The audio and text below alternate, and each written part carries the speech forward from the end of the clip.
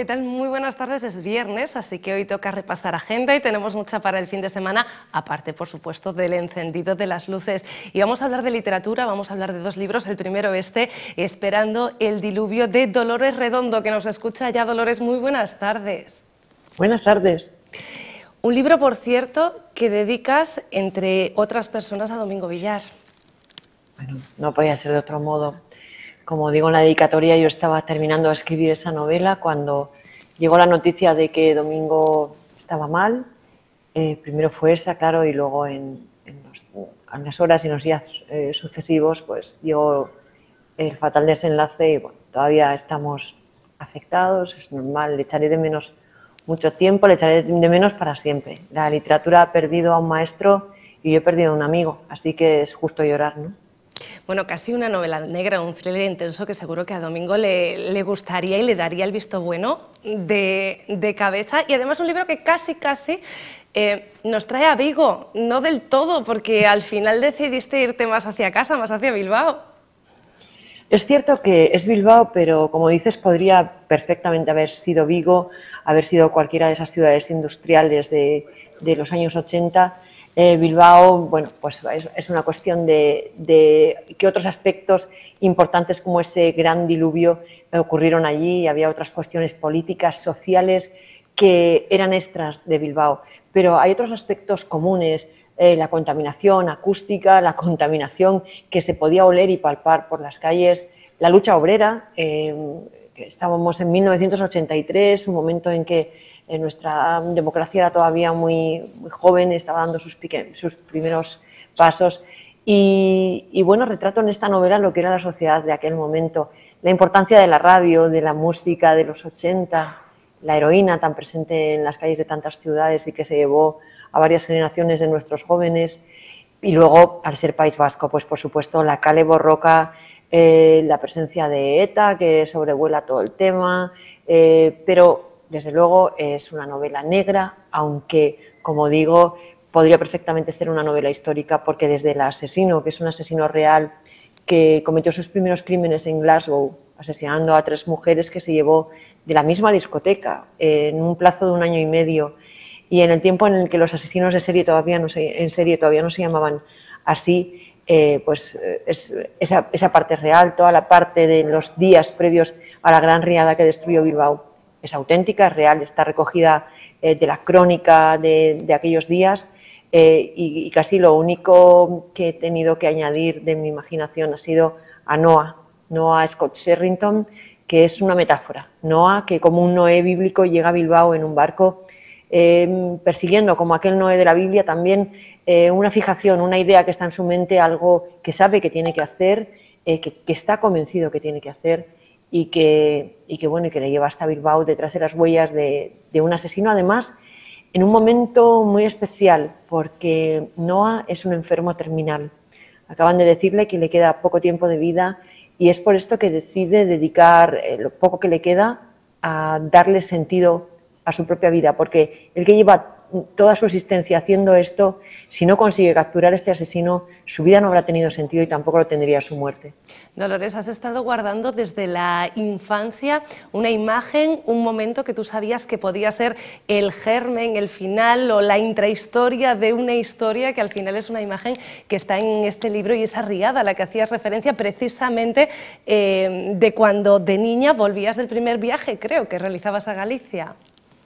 Sí, había pasado el verano en Galicia y regresaba al cargo de otros adultos, ¿no? de adultos amigos de mi familia, y bueno, el tren ya no pudo entrar en Bilbao. Directamente cuando nos acercábamos a las proximidades a Vizcaya, la destrucción era tal que recuerdo que verlo desde la ventanilla del tren, ver la altura de los inmensos árboles que bordeaban el río y ver que en sus copas había enganchados todo tipo de cosas, colchones, ropa, troncos, otros árboles, cosas que no tenían que estar en la copa de un árbol. Te daba la lectura de hasta dónde había llegado el agua, y como una pequeña que era, y sin un teléfono móvil, que no era como ahora, no podía llamar a casa y pensé que mi casa tenía que haber sido destruida. Entonces me eché a llorar y bueno, luego llegué a casa y no, mi casa estaba bien, porque lo que tienen las gotas frías precisamente es esto, y eso fue lo que ocurrió sobre Bilbao, una grandísima gota fría que descargó 600 litros por metro cuadrado así que podéis imaginaros lo que fue, pero es así como funcionan, descargan todo a la vez y normalmente en un punto. Es verdad que afectó a otras localidades de Burgos, de Cantabria, otros lugares del País Vasco, pero el grueso se lo llevó Bilbao y lo destruyó completamente, hasta el punto en que el Bilbao que conocemos hoy casi no guarda ninguna huella de cómo era aquel Bilbao de los 80, pues con tantísimos matices, porque es una novela que, como os he dicho, intenta recoger también cómo era el día a día, con todas las presiones sociales, económicas, policiales que se vivían en aquel momento. La novela se centra en Bilbao, pero comienza en realidad en Inglaterra. Hablabas tú ya del personaje principal, de ese policía al que venimos siguiendo hasta España. De hecho, yo antes hacía referencia a Vigo porque hay un momento de la novela donde no sabe exactamente hacia dónde debe ir, si hacia Vigo o hacia Bilbao. Se decide por Bilbao, pero tiene otro personaje también histórico al que hacía referencia también, ese asesino al que se le llamó John Biblia, y por lo que he leído, más allá del libro, en la realidad el caso sigue abierto en Inglaterra. Sí, aunque John Biblia no es un asesino conocido aquí, es mítico en Reino Unido porque es un Jack el Destripador. Al fin y al cabo es un tipo que no ha sido capturado. Los asesinos que no son capturados se vuelven leyenda. Al final es imposible no preguntarse cómo pudo eludir la acción policial, por qué lo hacía, si es que acaso era tan inteligente o qué clase de persona era. Esas preguntas están ahí y es verdad que en Reino Unido sí que se ha escrito mucho sobre este asesino escocés bueno, escocés o que operaba en Escocia, no sabemos de dónde era porque no sabemos quién era. El nombre John viene de los testigos, de los numerosos testigos que le vieron, porque John tenía un modus operandi muy particular. Asesinó a 3 mujeres y a las 3 se las llevó de la misma discoteca, de la misma sala de fiestas, en un periodo más o menos de 1 año y medio. Las sedujo, las convenció para acompañarlas a casa y ellas nunca llegaron porque por el camino John las estranguló, las violó y abandonó sus cuerpos. Alrededor de los cadáveres aparecieron compresas, tampones, restos de sus ropas, el contenido de sus bolsos y la policía no se dio cuenta de que estaba ante un crimen en serie, ante un asesino en serie, hasta el tercer asesinato, a pesar de que las 3 tenían la menstruación en el momento en que fueron asesinadas, había muchísimas coincidencias, pero es que en aquel momento, en los años 60, el concepto asesino en serie todavía no se usaba, ni siquiera se usaba. Es verdad que había grandes depredadores y ya había ocurrido otras veces, ya que el Destripador también es un asesino en serie victoriano, pero no se les llamaba así. Para cuando se dieron cuenta, como digo, de que algo extraordinario estaba pasando, John se detuvo, desapareció, pero sabemos hoy en día que los asesinos en serie no se detienen, que si dejan de matar es porque o han sido apresados por otro delito y están en prisión, porque han muerto, cosa bastante improbable porque todos los testigos dicen que John Biblia era un hombre muy joven, o ha abandonado el país. Y yo apunto por ahí. Por cierto, que lo de Biblia viene de que algún testigo recuerda que lo oyó mencionar las escrituras. Y como digo, yo opto porque pudiera abandonar el país. Y esto que comentas sobre Vigo es que el tráfico marítimo entre Glasgow, los puertos escoceses, irlandeses, ingleses, hacia España, hacia los grandes puertos españoles, sobre todo para traer acero, porque estamos en un momento en el que las acerías españolas son la potencia económica de este país. Y claro, en todos estos puertos, por supuesto se construían barcos y era fundamental que llegase ese acero inglés y whisky escocés que venía en cantidad y bueno, yo creo que es un camino perfectamente factible. Yo me he criado en el puerto de Pasajes y veía a diario entrar los cargueros que venían de Inglaterra y salir los ferries con coches, con personas, o sea, el tráfico era bastante posible y así lo he establecido. Es muy difícil empatizar con un psicópata, un asesino en serie, sin duda. Sin embargo, tú haces el trabajo que entiendo yo haría la policía si John Biblia fuera un asesino de hoy en día, ¿no? Que es un análisis psicológico y tú te lo imaginas de joven, de pequeño, de niño, imaginas cuál puede ser el origen para que una persona a priori normal se convierta pues, en un sociópata y en un asesino. Es muy acertado lo que dices, porque es justo eso. He hecho lo que haría la policía hoy en día. Hay que entender que este asesino empezó a operar en los años 60, el caso sigue abierto. En todos estos años la policía ha ido cambiando el modo de ver a John Biblia. Si esos primeros policías de los años 60 pensaban que John había agredido a estas mujeres porque se habían negado a tener relaciones sexuales, fíjate, luego pensaron que quizás sí que habían querido tener relaciones sexuales y por eso las había matado, quizá era un asesino bíblico y castigaba a las mujeres pecadoras que querían tener sexo.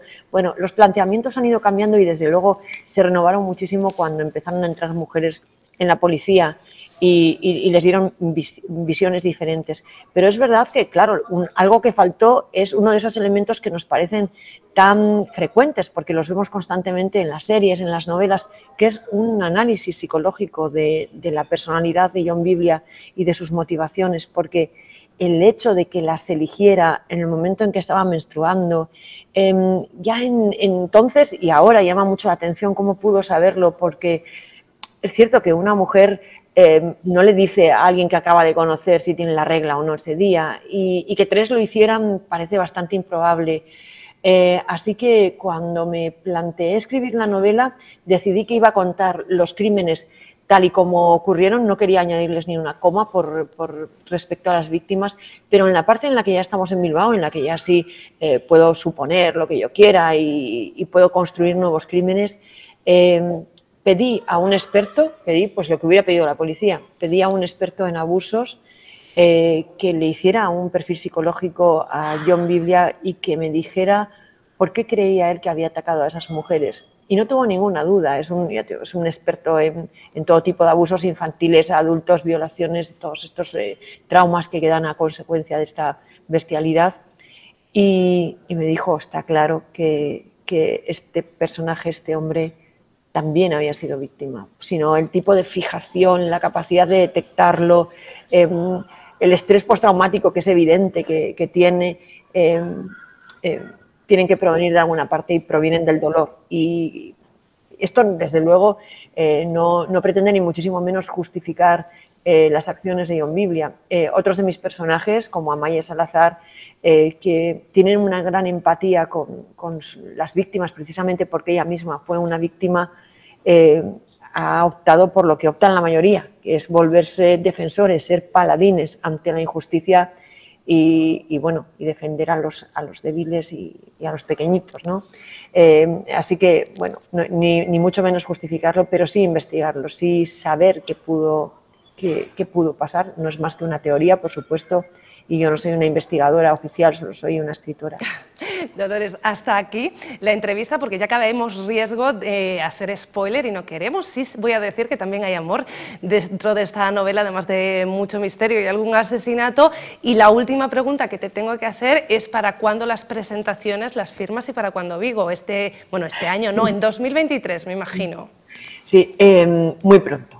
Muy pronto, porque estamos haciendo ahora la gira de medios. Voy a dar una vuelta, un tour a España, una vuelta a España haciendo medios, y luego inmediatamente empezaremos con las presentaciones. Que sepáis además que tengo muchísimas ganas de volver a ver a mis lectores, a muchos que son muy fieles, a otros que se han ido uniendo, que conozco ahora a través de las redes sociales y que no conozco personalmente, porque en la última promoción de libros, que fue con la anterior novela, el COVID nos obligó a irnos a casa, no hubo feria del libro, no hubo presentaciones, me quedé con las ganas y de verdad os espero a todos. Cuando sepamos fechas las pondremos en redes sociales, se comunicarán por todos los medios para que podáis asistir y de verdad os espero, porque tengo muchas ganas de volver a veros, de abrazaros, de que hablemos de nuevo de los libros, de conocer a los que os habéis unido en este tiempo, que sois muchísimos muy jóvenes. Además, estoy muy orgullosa de tener tantos lectores tan jóvenes, así que os espero en las presentaciones y desde luego en cuanto tengamos fechas las estaremos comunicando. Y estarán en nuestra agenda, que para eso la hacemos cada viernes. Dolores Redondo, muchísimas gracias. Un placer, de verdad. Gracias. Y ustedes ya lo saben, Dolores Redondo, esperando el diluvio editorial Destino. Tenemos muchas citas, como decía, durante este viernes y este fin de semana, y vamos a empezar a repasarlas por la Sala Ártica. Allí tenemos a Orlando Teatro de Fondo, Hoy, mañana y pasado a las 8 de la tarde es la obra cumbre de Virginia Woolf, ahí tienen el cartel, y un viaje que invita a escribir nuestra propia historia desde la alegría y el asombro. En Teatro Ensaye, hoy, mañana y pasado, tenemos Pensamientos de una bailarina que entendió el ritmo al mirar un cadáver. En la Fundación, mañana la actuación de Alice Wonder. Tenemos este viernes, además, en el Café Bar Trisquel, la cena monólogo con Juan Chonito. Es un humorista originario de Bande, aficado en Vigo desde hace tiempo. En la Sala Rebullón, hoy a las 9, Alegría, el documental que conmemora los 20 años del naufragio del Prestige. Además, en el Sinatra tenemos el monólogo de Quique Pérez a las 7:30 de la tarde, y aquí mismo, en el Sinatra, también hoy, pero a las 10, el concierto de Seso Durán. Nos vamos a la Fábrica de Chocolate hoy a las 9:30, actuación de Don, una banda urensana dirigida a público joven con su rock indie, con su música de autor, con variadas influencias, pero con marcada personalidad propia. Se pueden conseguir las entradas en taquilla. El sábado también en la Fábrica de Chocolate, Caótico, la emblemática banda de punk rock, para presentarnos Sin Filtro, que es su último trabajo de estudio. Y nos vamos a la Pecera porque hoy mismo tenemos el concierto de Rucán, una banda de versiones cuyos estilos abarcan el blues y el rock, a las 10 de la noche, y el sábado a estos que ven en pantalla, La Patrulla, que harán un recorrido por los temas más influyentes del pop rock español de la década de los 80, 90 y actuales. La entrada 5 euros la hora, a las 10 de la noche, y terminamos en Casa das Artes porque tenemos la exposición de los que han participado en el Maratón Fotográfico de Vigo.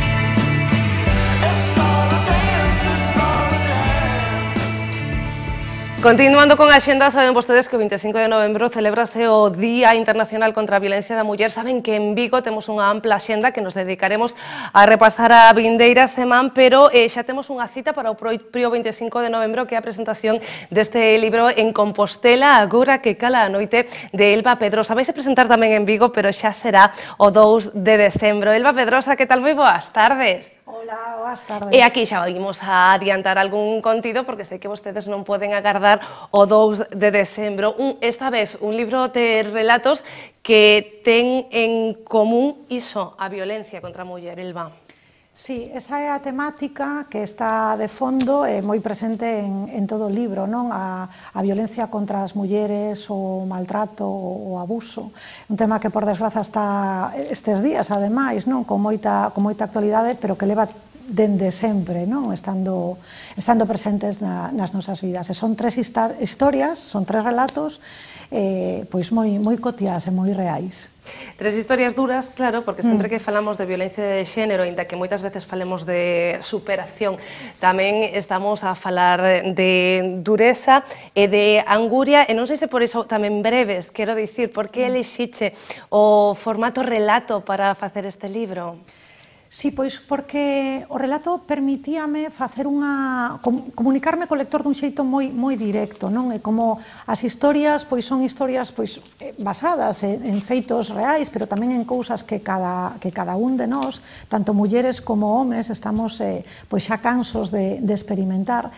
Pois penso que este formato pois permitíame achegarme un poquiño mellor, non, ao lectorado. Oe, que inclues, ademais dunha cita de Emilia Pardo Bazán para comenzar este libro, un poema teu que eu non sabía que tamén escribías poesía, porque eu son así, que di, agora que cala a noite, verá a sangue da ferida, eco xordo e seco, a fala das miserias da alma, agora que a luz xa non conta nada, falo alto a miña verdade. Tamén é unha especie de voz que lle das ti a estas protagonistas. Pois si é un berro, non? Agora que cala a noite, que de feito é o título do libro, é tamén un pouco, bueno, pois como esa metáfora, non? Porque na noite ese silencio, pois ese silencio non deixa de ser tamén unha linguaxe non importante cando van eses berros. Antes falábamos de que son relatos, efectivamente, pero están conectados porque hai personaxes que reinciden nesas Gústame o de reincidir. De feito, teñen nome de personaxe, nome de persona, nome de protagonista. Estes relatos son Ánxela Iván, son Pablo e Meli, non? Sí, Meli, que é o primeiro relato, que é unha muller, como a nós, máis ou menos da mesma idade, e que é actriz, entón, actriz e nai, entón fala un pouco de todos estes procesos, non? Como chega a ser unha actriz e tamén da súa vida como nai, e da súa vida no traballo.